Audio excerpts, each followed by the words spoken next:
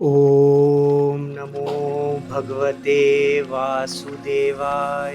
श्रीकृष्ण गोविंद हरे मुरारी। हे नाथ नारायण वासुदेव। तृतीय स्कंद चौथा अध्याय। यदुवंशियों का विनाश तथा तप करने के लिए उद्धव का बद्रिका आश्रम जाना। श्री सुखदेव जी कहते हैं कि श्री कृष्ण जी ने सबको विदा दी।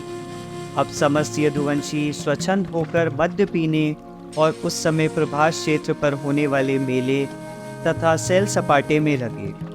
फिर तो जैसे आपस में टकराकर बांस नाश हो जाते हैं, वैसे ही वे शराबी नष्ट हो गए।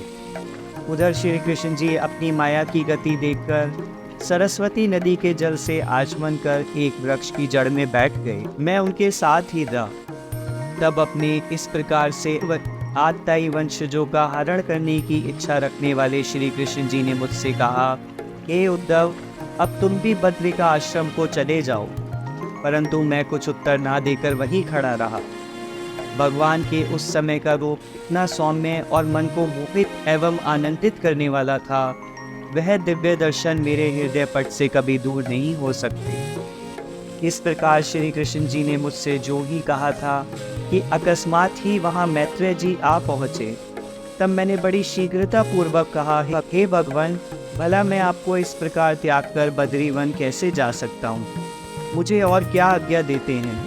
तब उन शुद्ध सत्व में शांत स्वरूप लाल लोचन वाले श्री कृष्ण जी ने मुझे संतुष्ट करने हेतु कहा, हे उद्धव, मैं तुम्हारे प्रेम को जानता हूँ कि जिस कारण तुम मुझे यहाँ एकांत में भी छोड़कर जाना नहीं चाहते। वास्तव में तुम मेरे अनन्य भक्त हो। अच्छा, तो मैं तुम्हें वह गति देता हूँ जो अन्य लोगों को दुर्लभ है, क्योंकि पूर्व जन्म में तुमने वसुओं के यज्ञ में मेरी प्राप्ति के लिए सर्वप्रथम मेरा पूजन किया था। अतः उसी शुभ कर्म के कारण मेरी दया से तुम इस जन्म में मेरे भक्त हो सके हो। यह तुम्हारा अहोभाग्य है कि जो आज तुम मुझे इस प्रकार एकांत में देख रहे हो। अन्यथा मेरे इस रूप को मेरी नाभि से कमल पत्र पर उत्पन्न सिवा ब्रह्मा के और कोई नहीं देख सकता था। तब सृष्टि के आरंभ में मैंने ब्रह्मा से जो ज्ञान कहा था, वही अब संसार में भागवत के नाम से कहा जाएगा। हे विदुर जी, जब उन परम पुरुष श्री कृष्ण जी ने मुझसे ऐसा कहा, तब स्नेह से मेरे रोम खड़े हो गए। नेत्रों से झरझर आंसू बहने लगे। हृदय गदगद हो गया। तब मैंने हाथों को जोड़कर उन श्री कृष्ण जी से यह कहा, हे ईश्वर, आपके जो भक्त आपके चरण कमलों में ध्यान लगाए रहते हैं, उन्हें इस संसार में अर्थ, धर्म, काम और मोक्ष, इन चारों पदार्थों में कोई भी पदार्थ दुर्लभ नहीं है। अर्थात उन्हें सब पदार्थ सरलता से प्राप्त होते रहते हैं। परंतु हे नारायण, मैं सांसारिक कोई भी पदार्थ नहीं मांगता हूँ। मुझे तो आपके चरणों की सेवा ही अभीष्ट है। तथापि मेरी एक प्रार्थना है, उसे स्वीकार कीजिए।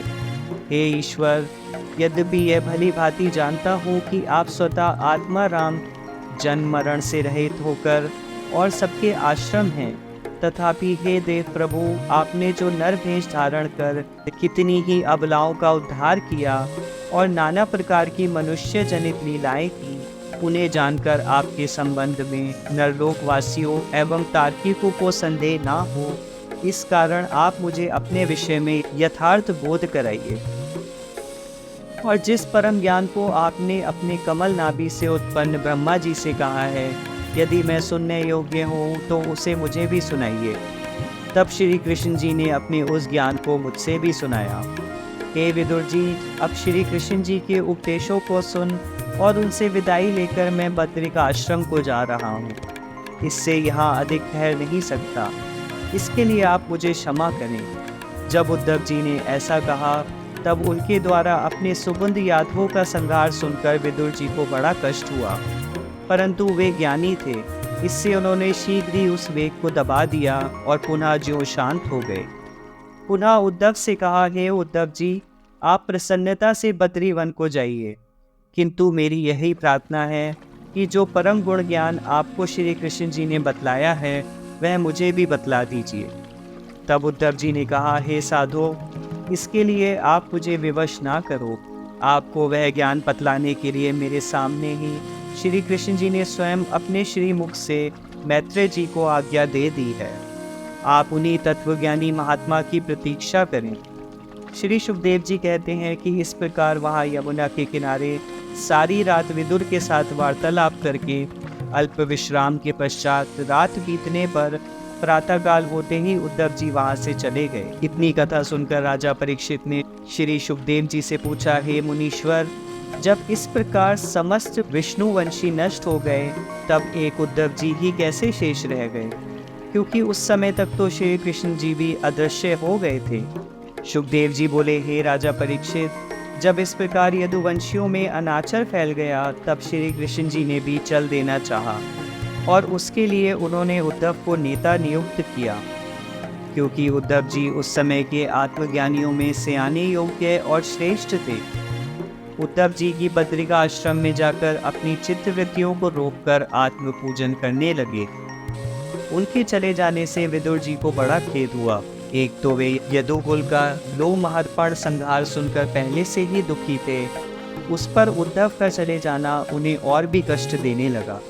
वे बंधुओं का विनाश एवं संसार का कल्याण चाहने वाले सबके कर्ता ईश्वर श्री कृष्ण जी के परलोक गमन से महान अधीर होकर रोने लगे।